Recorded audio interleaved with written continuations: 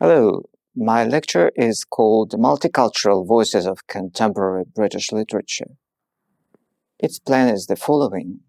First, I'm going to speak about the contemporary socio-cultural situation in the United Kingdom and its social backgrounds. Then, to present the main issues of post-colonial studies and some themes concerning the post-colonial situation or discourse. After that, I'm going to highlight the genre specificity, genre properties, and also some terms describing multicultural poetics. Finally, I will offer you a survey of major multicultural writers and their works. Those writers whose multicultural voices, metaphorically saying, are the loudest in contemporary British literature. First, a few words about terms. In the United Kingdom, texts written by immigrants are called in different ways. New English literature, post-colonial literature, or literature of the Commonwealth, transnational literature, minor literature, and so on. I think it might be proper to use one more term, multicultural literature, as it reflects the process of cultural dialogue, interaction of culture in the United Kingdom, cultures in the United Kingdom. One of the most remarkable tendencies of contemporary literature of the West is the foregrounding of immigrant writers whose works are becoming an indispensable part of national literary canons. This situation is associated with active migration processes that started in the middle of the 20th century and that led to the emergence of ethnically diverged layers, mainly Oriental ones, in national literatures of the Western countries. Basically, non-European writers explore experiences of an immigrant who feels himself or herself in the position of otherness towards the dominating culture and seeks a more or less stable identity. The process of cultural integration of national minorities into Western communities has led to a revision of one of the major categories of European consciousness, namely the concept of the national spirit or national identity. Englishness, Frenchness, Germanness, which had shaped for ages the new epoch of multiculturalism, draws together two opposite vectors. The first is people's consciousness of the necessity to preserve their national identities. And the second, a powerful tendency to overcome national borders. This is undoubtedly connected with European integration and the expansion of non-European cultures in the European world. Conceptualization of multicultural literary phenomena was made possible due to critics who have un-Western origins, who do not belong to Western culture.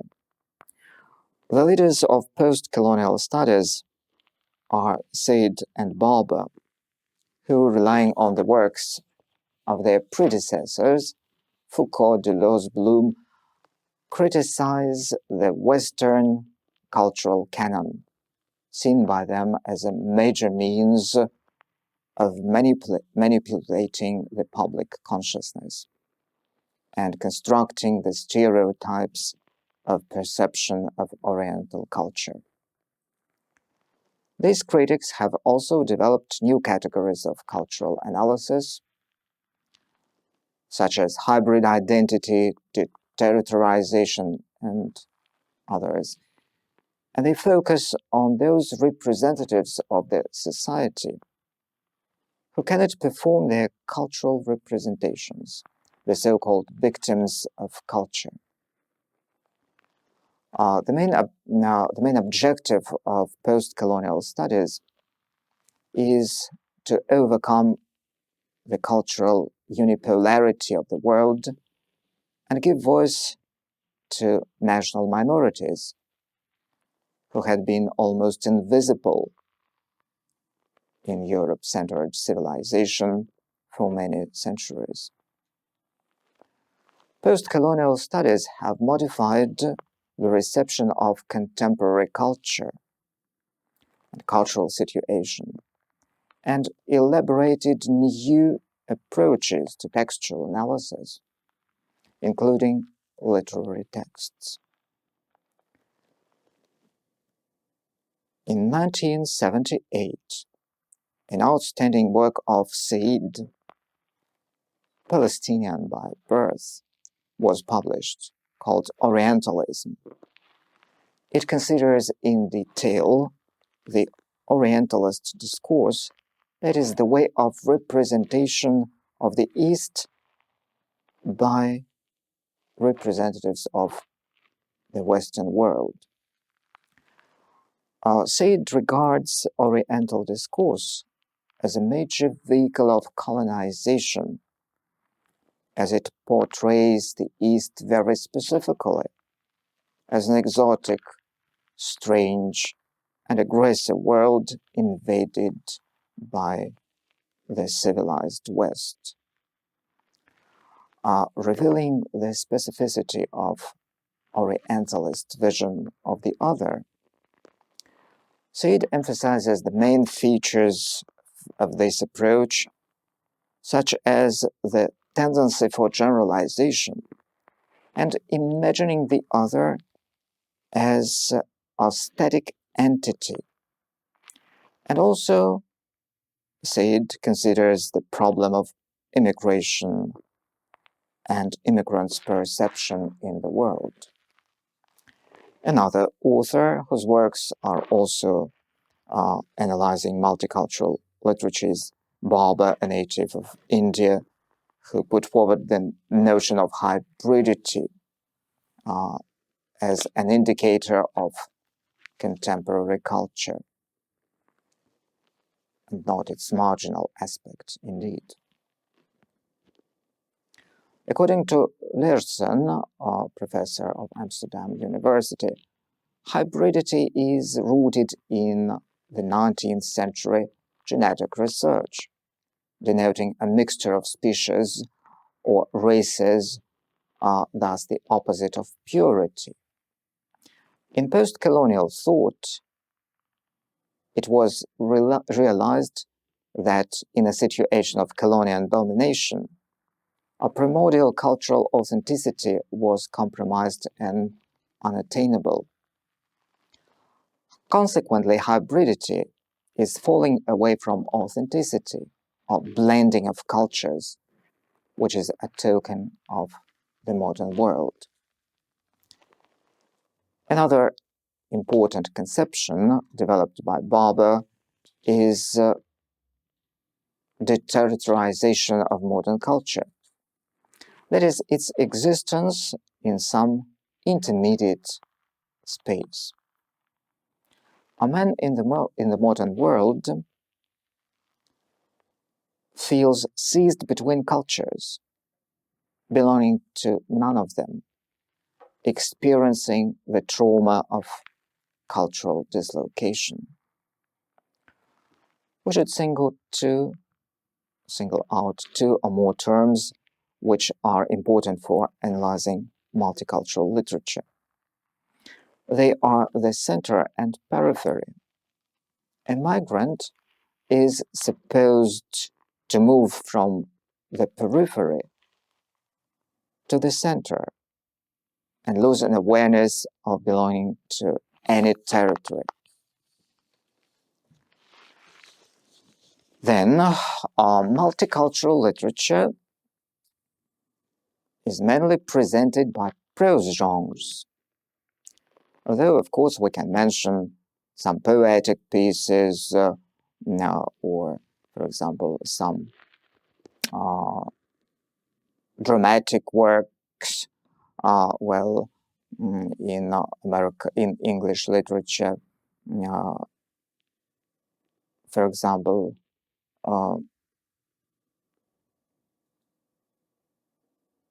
Linton Kwei Johnson, Benjamin Zithania, and some other writers.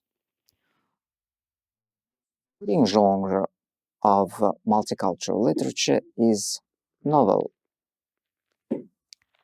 We can distinguish two types of multicultural novels. The first is aimed at representation of reality by using the poetics of realism. It is based on the mimetic linear narrative model, which implies a direct view on identity and history. For example, this is characteristic of Naipaul's novels. The second type of multicultural novels employs a postmodernist model which represents the multicultural space in its split and broken, heterogeneous and hybrid condition. For example, they are Rushdie's works. So here we rely on Professor Tolmachev's works. Multicultural novel has a specific chronotype, that is, the relation between spatial and temporal planes of the novel. It presupposes a special type of the novel form, in which the nation, according to Professor Tolkachev, narrates itself, identifies itself in the process of arrangement of complex relations between spatial indicators, that is, territorial borders, and temporal markers, plots, events, moments, relating multicultural narrative and reading multicultural narrative, then is the process of studying this coalescence of time and space, which represents a model of the national construction, partially symbolical indeed. The central place in such chronotype very often belongs to a metropolitan city in which real facts and literary allusions are melted to produce a hybrid, almost fantastic image of the city.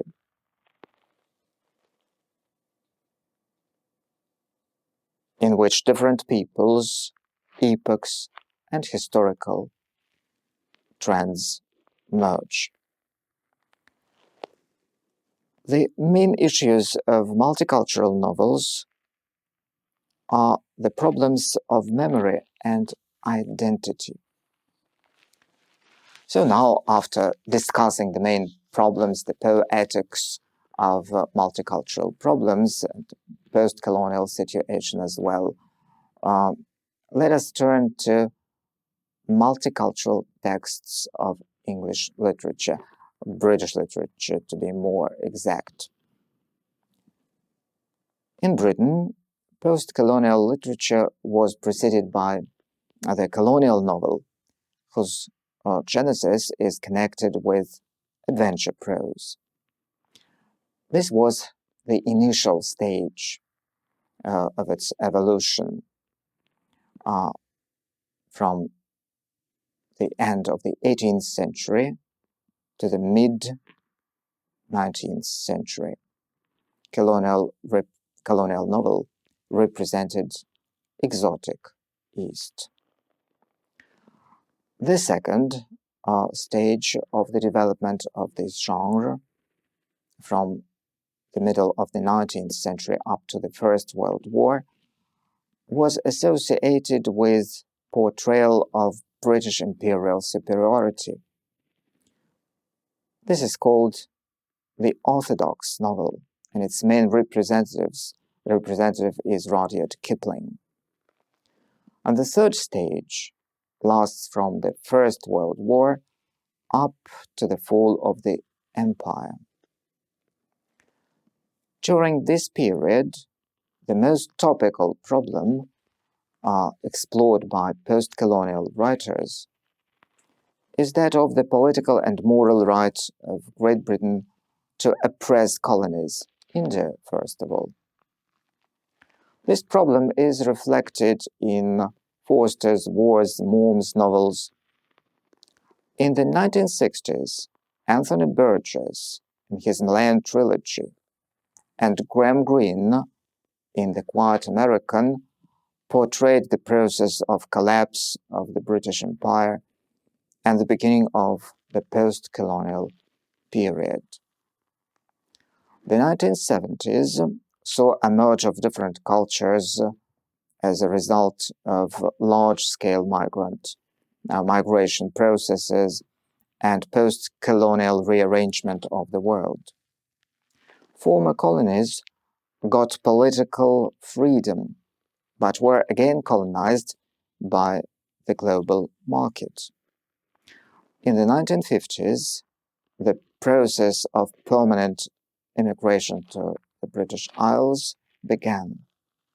First from the Caribbean, then in the 1960s from India, Pakistan, and Kenya. The culture of immigrants and their children born in the United Kingdom gave a strong impetus to the development of English novel and to reconsidering the issue of national identity. Literature created by representatives or authors of mixed identity became an outstanding phenomenon, mostly in the English-speaking world.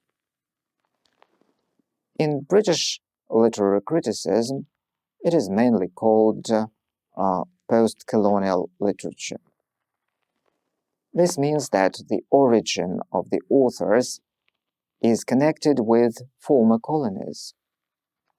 In American criticism, such literature is called multicultural. Thus, the specificity of coexistence of different races and cultures within the territory of the USA is highlighted. In both cases, the process that gave birth to this type of literature is the migration from the East to the West, which is constantly growing and which has led to racial and ethnic heterogeneity of Western countries, Great Britain, France, the United States of America, Germany. Among the most prominent immigrant writers who live in Britain or used to live in Britain are Vikram Seth,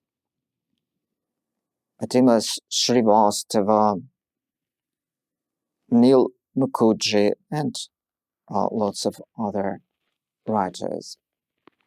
Vikram Seth, for example, is the author of a very long novel, A Suitable Boy, which deals with the domestic problems of several Indian families, marital issues, and so on, in the context of Indian social culture, yes?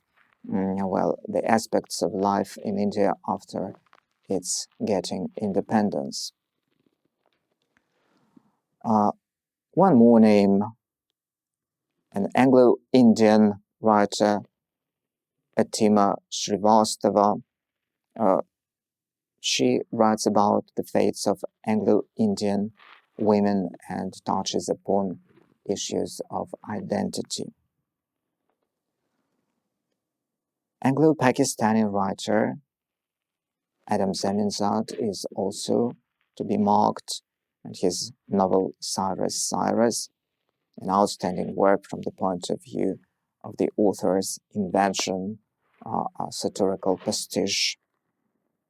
And we should say that its action successively set in India, California, London, resembles an anthology of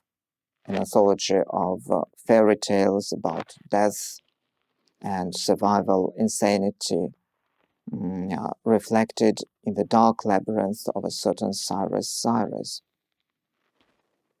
The author calls him one of the most outstanding, most prominent people of contemporary age. Another name, that of Neil Mukherjee, Anglo-Indian writer, who writes about life, state, freedom, and so on and so forth. We can also say a few words about Bangladesh voices, but maybe a bit later at the end of our lecture, because they are associated with the slides of my presentation. So we see that multicultural literature in Britain is multifarious, and lots of representatives just now belong to it, are included in multicultural British literature. And now we are going to focus on the works of maybe the greatest multicultural writers of Britain, Kurishi, Moe, Naipaul, and Ishiguro. So we will begin with Hanif Kurishi, born in 1954. He is of mixed origin. His father was a Pakistani and his mother an English. He graduated from London University, and he got his degree of Bachelor of Philosophy, and turned to story writing. He became famous also as a playwright. Like other post-colonial writers, Kurishi studied the problems of forming one's identity under the influence of alien culture, of foreign culture. He portrayed immigrants' life in Britain, which he called an authoritarian red hole, the center of intolerance and racism. In his works, immigrants are depicted not as victims of, or maybe strangers, foreigners, but they're very much like their English neighbors. Class contradictions and racism are characteristic of British society in general, including the Muslim community, Kurishi states. In his works, Kurishi mocks stereotypes about immigrants. Thus, in his script of the film My Beautiful Laundrette, he tells a story of a Pakistani who started his business, a laundry, together with his English lover, using as the starting capital, or startup capital, the money got from selling stolen drugs. Another reconsideration of stereotypes occurred in Kurishi's first novel, The Buddha of Suburbia, a novel of 1990, in which a Buddha guru turns to be an apostate who who gets his secret knowledge from English popular periodicals. Qureshi constantly turns to London marginal life. Street gangs, drug sellers, nightclubs. His books are permeated with popular culture and allusions to popular culture. For instance, the prototype of one of the personages of Buddha of Suburbia is Billy Idol. The Buddha of Suburbia is a satirical novel about London of the 1970s. And the plot is centered about the theatrical career of the protagonist, almost English by birth and education, whose image is autobiographical. I quote now, "From the very beginning, I tried to deny my being a Pakistani. I wanted to be like the rest of the people." In Qureshi's works, to be like the rest of the people means to indulge a thoughtless chase after pleasures. This way of life, marked with intellectual skepticism, is opposed to religious fanaticism and addiction to traditions in the novel The Black Album, written in 1995. The action is set in London. A group of students, Muslim activists, to whom belongs the main character,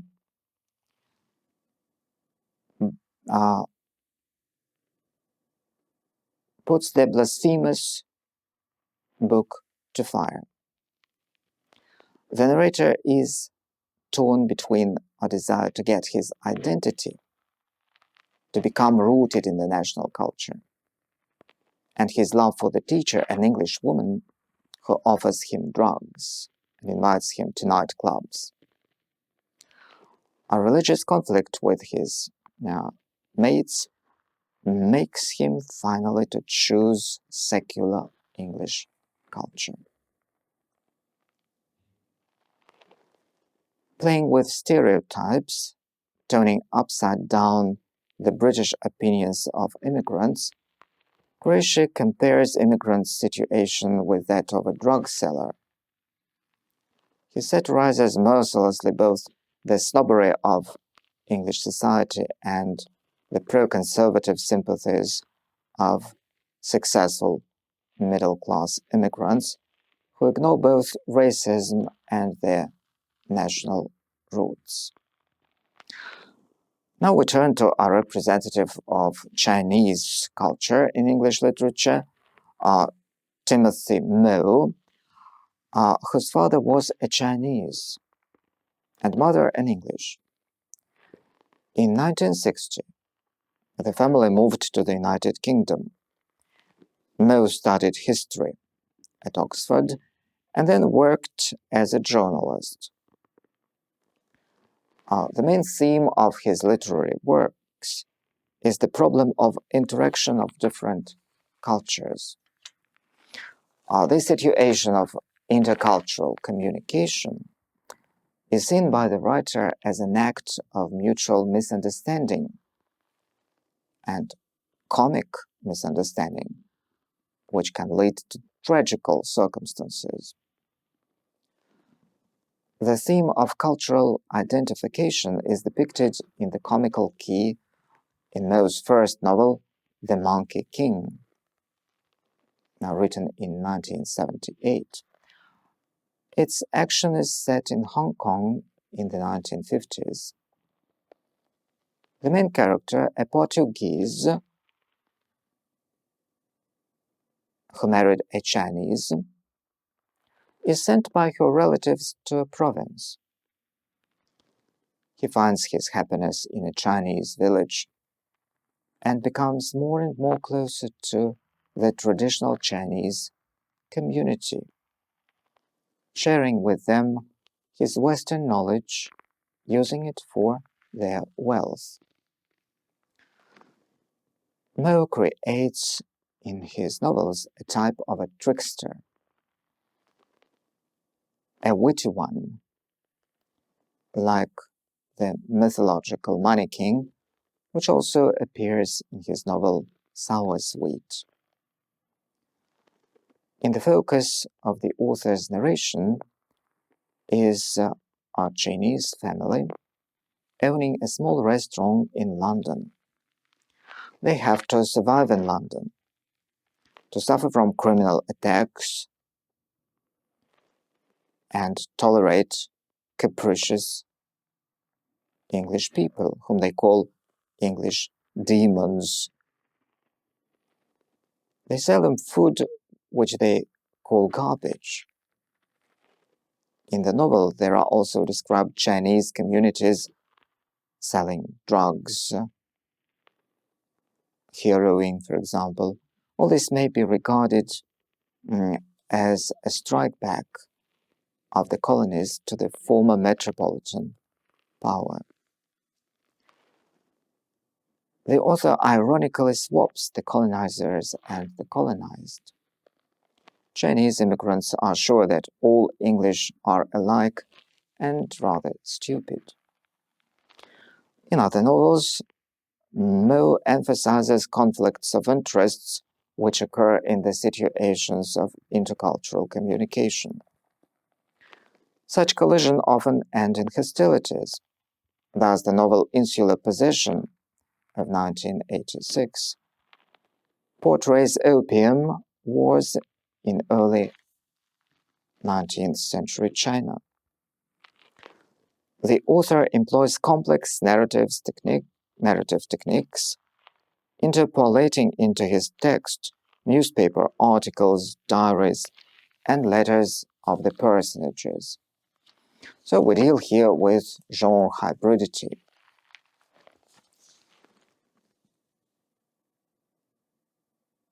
The novel is devoted to East Indies Company and the foundation of English trade empire in Hong Kong.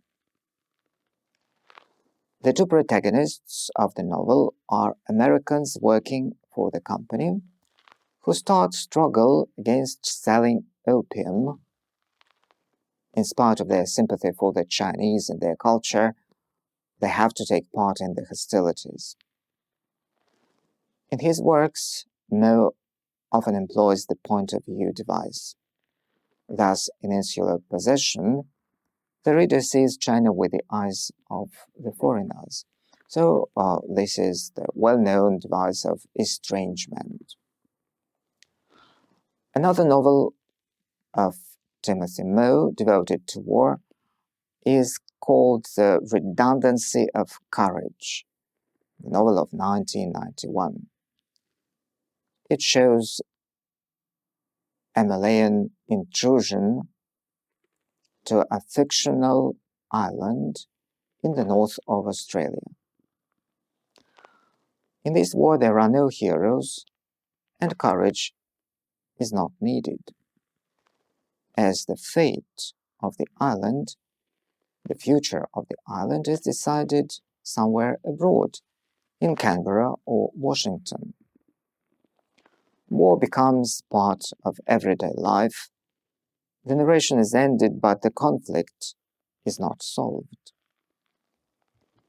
The narrator, a Chinese who got his education in Canada, joins guerrillas and then betrays them and survives just because he does not have any convictions. So his complete contrary is the main hero of the novel Renegade or Halo, a satirical adventure novel called by the name of an Indonesian dish, Halo, something like pudding. The protagonist is traveling around the third world countries and gets into trouble because of his naivety. In the end of this parodical Bildungsroman, so we know that Bildungsroman is a novel which charts the coming-of-age of its central protagonist. So in this novel, he does not change. He stays zany with all his prejudices, and his conclusions reveal his disappointment in social relations. He says that he hates all congregations of all kinds, parishes, teams, gangs, and tribes.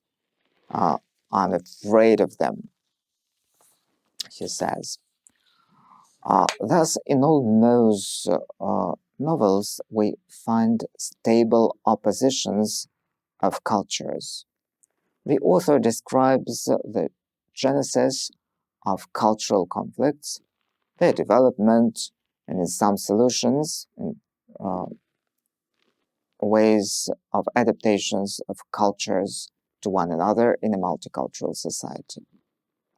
But in general, the fictional world of his novels is far from harmony. It is rather a complicated, restless, and aggressive continuum. Now we turn to another multicultural author, Vidya Naipaul, Nobel Prize winner of 2001, who was born in Trinidad. He is an ethnic Indian. He graduated from a college in Trinidad and won a scholarship for studying in the United Kingdom. He studied at Oxford. His debut novel, The Mystic Messiah, was published in 1957.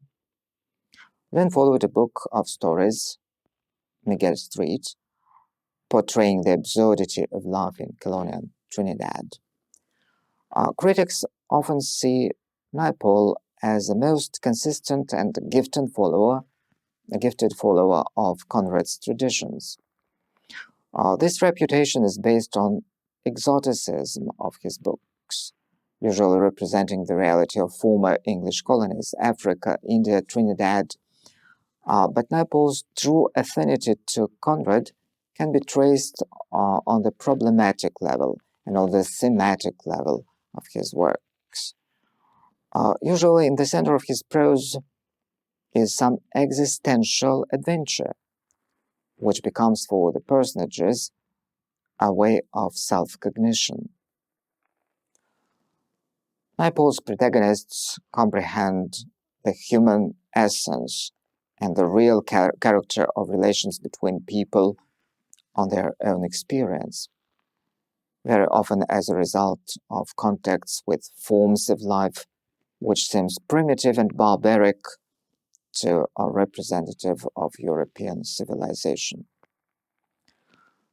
The conflicts in his works are determined by painful and sharp changes in colonial and post-colonial countries. The protagonist tries to keep distance towards such societies, but the situation of historical turning point captures him. He is conscious of his being an eternal wanderer. Naipaul's personages become victims of historical changes. Having become strangers in their native land, they cannot get rooted in a new social environment. This is true about the characters of such novels as In a Free State or A Bend in the River and others. A typical protagonist of Naipaul is an Indian immigrant, a lonely outsider. The writer explores the problem of loss of identity.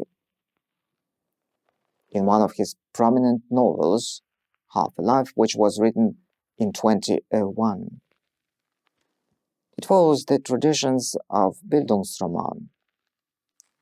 The genre, as which we have said earlier, portrays the becoming of the protagonist. The main character, Willie Samsit Chandran, lives in India in the 1950s and goes to London for studies. Western influences enter his life in different ways. He studies at a missionary school, gets knowledge of English literature, but feels disappointed. He feels artificial character of his life. And here the title of the novel is quite symbolic. He lives half a life. The incompleteness of his being is predetermined by the history of his family. His grandfather was a priest who had left his temple. His father, influenced by Gandhi's ideas about social equality, marries a representative of an inferior rank without love, just for the sake of social protest. And Willie can neither stay in his native country, nor get rooted in England, where he starts his career of a writer. And later, it is difficult for him to get accustomed to Africa, where he settles after marriage. So he is everywhere a stranger, alienated from the society, and from his own life too. As Russian scholar Kolesnikov writes, in his novels, Naipaul tells about the experience of living without any soil under one's feet. And the universal character of his works is suggested by his portrayal of general uncertainty of contemporary life.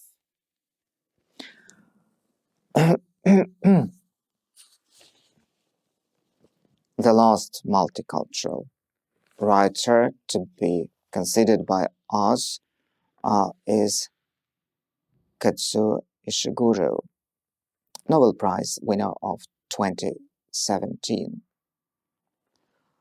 At the age of 5, he moved to the United Kingdom with his family. He got his bachelor's degree in the University of Kent and master's degree in the University of East England. One of the main themes of his novels is the interaction of an individual, memory, and the national history. Reconstruction of the past, which needs to be deciphered, and which determines the character's fates. This theme is quite characteristic for English literature, quite typical for meta-historical novels, those of Ackroyd, Barnes, Graham Swift. Among other important themes of Ishiguro's prose are the relations of parents and children, teachers and their disciples, the role of an artist in the society. Ishiguro's first novels, A Pale View of Hills of 1982 and An Artist of the Floating World of 1986, are devoted to Japan. They were qualified by the critic Malcolm Bradbury as an attempt to reconstruct Japanese novel as a potential form of English literature. As we have said, the major problem of multicultural literature is the problem of memory. It is elaborated very dramatically in A Pale View of Hills, which narratively relies on the recollections of Etsuko, a Japanese woman living in an English village in the early 1980s. So she recollects about the post-war Nagasaki. These memories reveal her feeling of guilt towards her daughter, who could not get rooted in Britain and committed suicide. The hopes of the heroine that did not come true are contrasted to her recollections about the post-war Japanese society, which strived to forget its past and live for the future. live for the children. The loss of past ideals and belief in Japanese greatness is represented as a personal experience and also as a national trauma. One of the most remarkable features of Ishiguro's novels is understatement, impossibility for the personages openly to discuss lots of issues. The past and present is restored by short fragments in the phrases uttered as if incidentally. This makes a reader read the text closer to reveal its oblique contents. The main vehicle of characterization in Ishiguro's novels is dialogic speech, prevailing over descriptions, which complies with the standards of Japanese culture with its strict rules of behavior, prescribing one to disguise his or her feelings and save face at any cost. Ishiguro's second novel, An Artist of the Floating World, portrays Japanese life after the Second World War. The narrator, a painter, recollects how he gave up the traditional engraving aesthetics of ukiyo-e that can be rendered as the art of the transient world, because he thought it was too far from modernity. And he took an active part in military propaganda of the 1930s and 1940s. The message of the novel is clear: to recognize errors of the past and to start a new life is a proper way out both for the whole society and for the protagonist. Ishiguro uses in this novel, as in many others, the device of unreliable narrator. The narrator, wandering in the labyrinths of his memory, faces deformations, contradictions, illusions, and self-deceit. And the reader notices these contradictions in the narrator's utterances, his unrealized internal impulses. The narrator, who seemed so self-assured in the beginning of the novel, becomes more or less entangled in his story, and his actions beget the results contrary to his intentions. The same situations are constantly repeated, and the protagonist gets reflected in other personages. Speaking about the others, he actually speaks about himself. So in the first two novels, Ishiguro discussed the distinctive traits of Japanese culture and national character. In the following work, The Remains of the Day of 1989, he focused on Englishness. Its plot is based on a journey over East Anglia, described in detail by the narrator. This narration abounds in reflections of English nature, local sites, and at the same time, it is the narrator's travel in time and summarizing of his life. The hero, Stevens, managed to achieve professional heights. He is an exemplary butler who is able to preserve dignity in any circumstances and control his emotions. Because of that, he has always been an observer who missed any chance to expose his own feelings and opinions.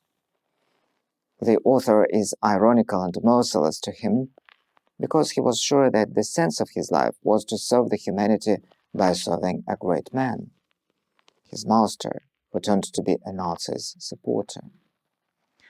Thus, Ishiguro reconsiders the tradition of depiction of butlers in English literature as picaresque comic personages. In The Remains of the Day, the protagonist's image is complicated and even tragical. Besides, Ishiguro generalizes about Englishness in this novel, focusing on the traditional concepts of English nature, English home, and so on, and on social hierarchies which make people imitate superiors, play roles, and indulge in hypocrisy. One more attempt of the protagonist to understand his past is portrayed in Ishiguro's novel When We Were Orphans, which is set in the 1930s in Shanghai, occupied by Japan.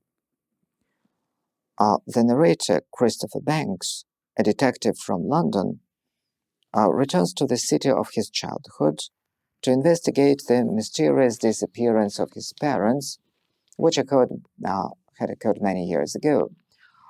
This is for the first time in Ishiguro's oeuvre that war scenes are portrayed straightforwardly and not recollected by characters. The motive of destruction of civilization is combined here with surrealist descriptions of foreigners who indifferently watch the city's ruins through opera glasses. The novel's protagonist, Christopher Banks, a detective, a typical Englishman, whose life is connected with English and Chinese, two cultures, yes, gradually acquires hybrid identity. None of the cultures becomes fully internalized by him, so he cannot be called quite English. And at the same time, his friend Akira, a Japanese by birth, does not feel himself quite Japanese. Ishiguro's opinion is that national identity is defined by the language and the position of a man who is located between two cultures.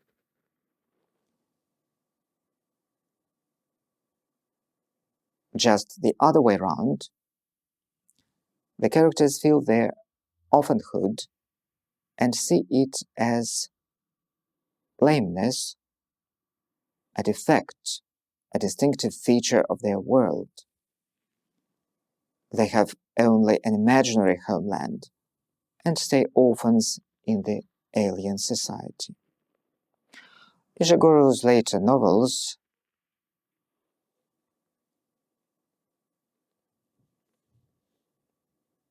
portray the multicultural worlds, and the national picture of the world in them becomes more hybrid, and the universal human values are foregrounded in his late novels. For instance, in the Barrack Giant, the writer combines the images of ancient and Celtic mythology to shape a symbolic narration about the feelings of love and hatred, of war and peace, memory and oblivion. So these are the main voices of British multicultural literature. And also we have some slides depicting some other writers of multicultural origins. Zia Rahman, well born in Bangladesh, and his family moved to England. We can mark his novel in the light of what we know of 2014, a post-colonial adventure novel about British class consciousness, geopolitical tensions of the first decade of the 21st century. Also, we can mark Ed Hussein works, who was born in London, East End. His father was from India. and mother from East Pakistan. He's famous for his book The Islamist, an autobiographic book which portrays his experience as an Islamist activist in Britain. And one more writer, Monica Ali, who was born in Dhaka. Well, his father was British and his mother, her father was an English. And she writes about immigration of a Muslim woman in her work, in her novel Brick Lane. So she writes about immigration of a Muslim woman, Nazneen, from Bangladesh to London to marry a Bangladeshi immigrant. The novel explores her life in England and adaptation in the community. So we see that contemporary British multicultural literature is very multi-sided, complex, and we can make a general conclusion that the multicultural literature, becoming the voice of the other, puts forward some urgent problems of contemporary world. Among them are the issues of the other's being in the alien world with its settled values, then the problem of searching for and acquiring one's self-identity, which is often connected with breaking of stereotypes, and finally, the problem is the formation of a new type of literary protagonist having hybrid identity. This character exists in a new situation which collective identities interact, when collective identities interact with unique individual identities. We can also add that multicultural literature has now become an integral part of national literary process in Britain, and the creative energy of writers having mixed identity has become a source of renewal of English literature, or of British literature to be more exact. So thank you for your attention.